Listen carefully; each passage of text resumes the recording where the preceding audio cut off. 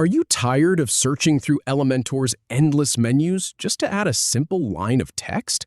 Learn the exact click path to add and edit text in under 60 seconds.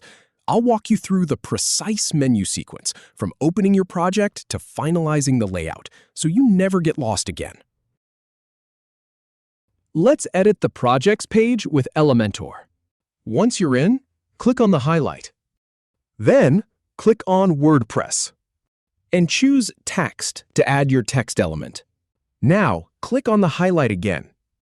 Next, click Add Media. Then, click on Visual. And finally, click on Code. Click Update Changes to Page. Then, click on Advanced. Now, click on Layout. And click Layout once more. If you have any feedback or if any info is inaccurate, please leave a comment below.